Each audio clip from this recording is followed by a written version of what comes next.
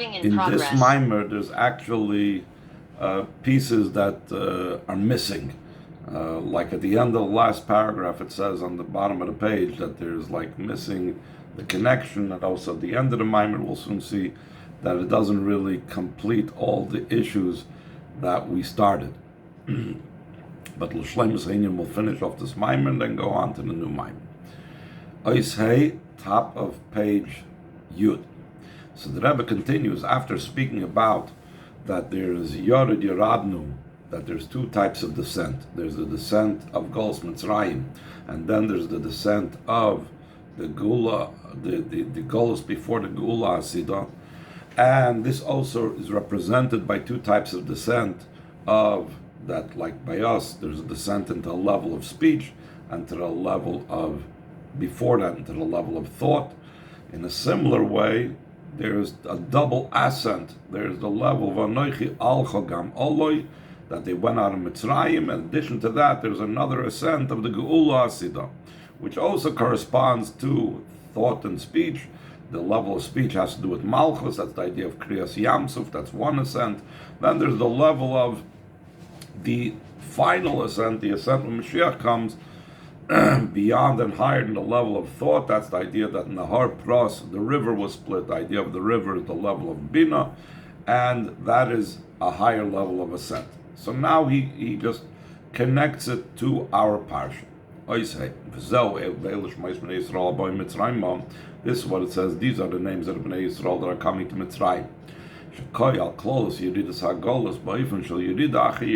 referring to the general descent into exile in a way of one descent following another descent, which is also reflected in the fact that we speak about it in Parshas Vayigash, and we speak about it again in Parshas Shmois. The intention of having a descent after a descent, it's for the sake of the ascent of the redemption in one ascent following another ascent. So now he's going to explain what that is, the higher ascent of the future redemption.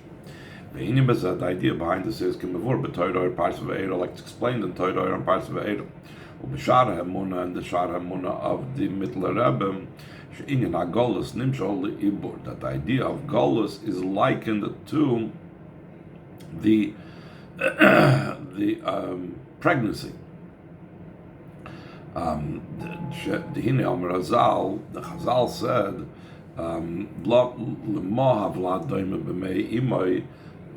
to what is a child likened when he's in his mother's womb? To like a board that they used to write on, that's folded over. The top is folded over between the knees. I guess there was a certain way how they used to fold letters or things that they're using the example of pinkos, which I'm not familiar with the exact technicality of it.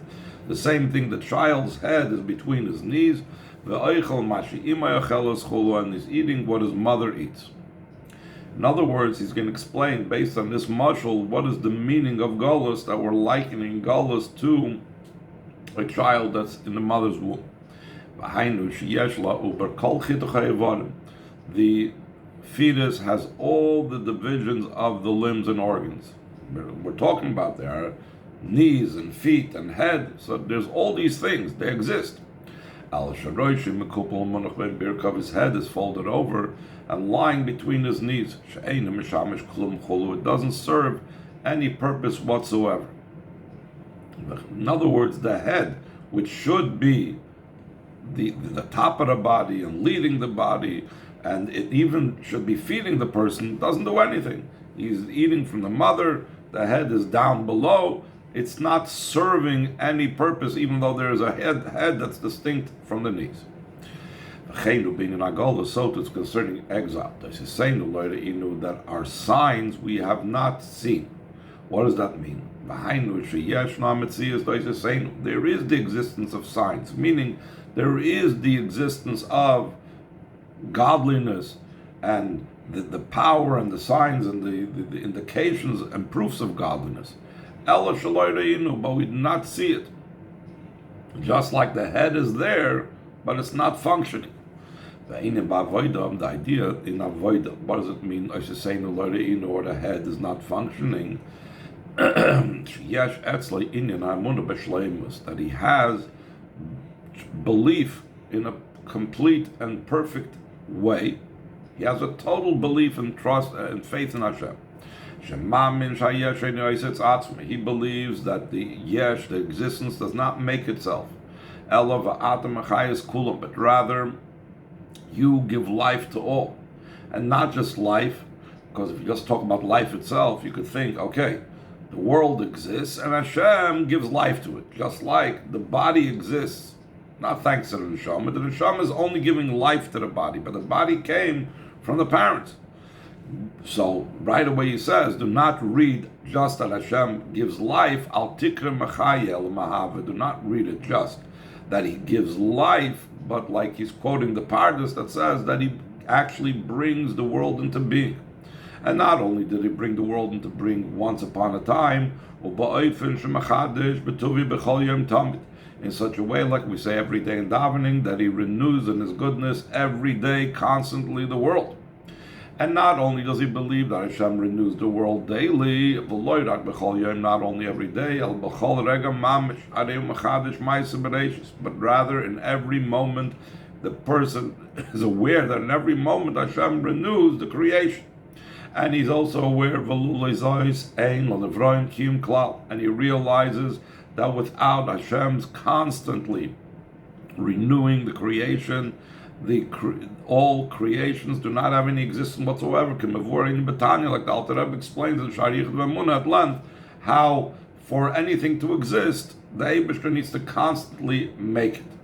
So he has this belief, he has this complete faith in Hashem.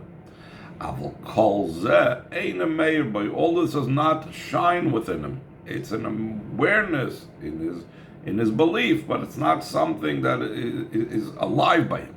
But rather it's concealed. That's the idea of exile that we said before. That we not see our signs. We did not see this. But top of the last page, the time of the redemption will be the opposite of Golus, when it's a time of pregnancy, but it'll be the birth. Like it says, that that Sion will not only carry and be pregnant, but also she will give birth to her children, or not only, or she will go through labor pains and give birth to her children. When Mashiach comes, all the powers will stand in a revealed way. This is the as much of this mimer that we have. The rest is missing.